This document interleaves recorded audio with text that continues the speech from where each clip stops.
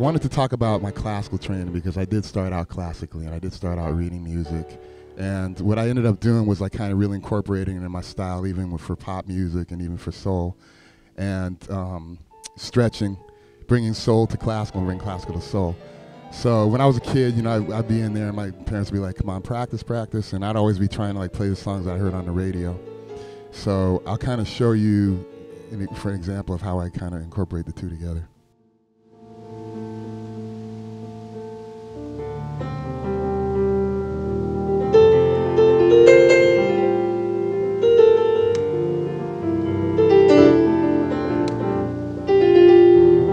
Well, the contemporary music scene right now is really exciting because things are coming from everywhere. You know, first time you can see like a Russian kid that's like 13 years old, like really playing the heck out of a guitar, and there are things to be learned from that. You know, it's like you all have the world at your fingertips.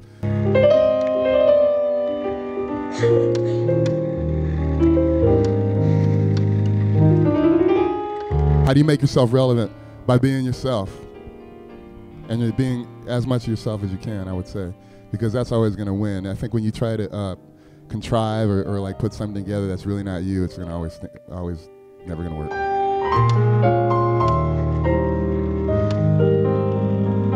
Really, I see them as the same. Like if I'm on the stage with Christina Aguilera, I'm looking at the whole bands are artists too, you know, and each of them has something to say. So I think that, you know, you should always be trying to, of course, work, but at the same time, your strongest suit, even as a side man or someone that's being a part of a production that may not be like the front, what you bring to a situation musically is definitely going to shine through no matter what if you just really stay true to it and, you know, be yourself.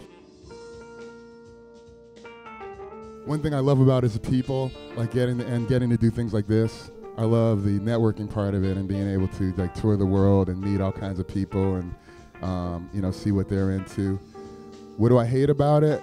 The fact that media has pigeonholed it into like a competition, the need to actually name every kind of music as its particular style.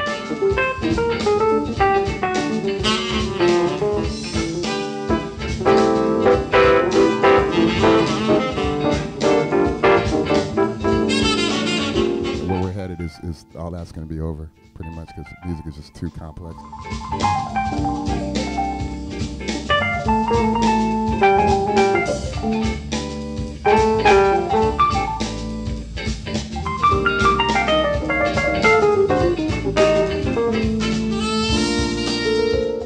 You know, something I learned on the job, I got to be honest with you. You know, I loved Earth, Wind & Fire. They're the reason I was in the business or in the music for the first place.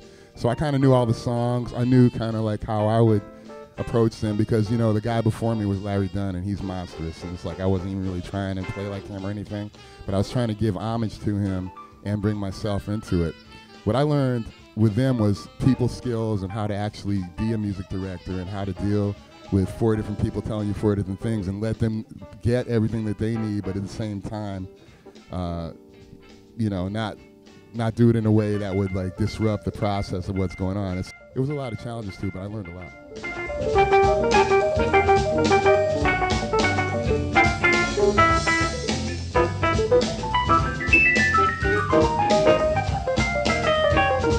It's a tough question for me because I've always been like not able to choose, you know, which road I'm going down. I kind of like amalgamated it all into one road. Like, okay, I'm a multi-instrumentalist, you know, so I'm playing with Michael Jackson, I'm playing keyboards, but then I pick up a guitar in black and white, or I'm picking up a horn on jam and playing along with it, you know.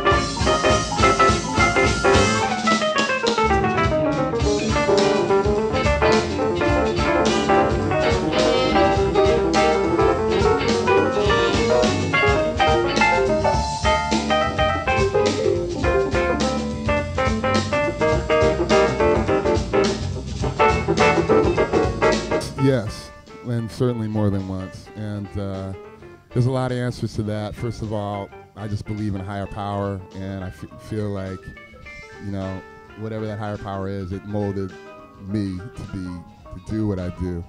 And eventually it all comes back to that. I have a great wife who's very supportive and seen me through a lot of really hard times. And I've had some great parents and friends and stuff like that. But Yeah, it gets really, really low sometimes. I mean, there's been several times that I was ready to walk away, for sure.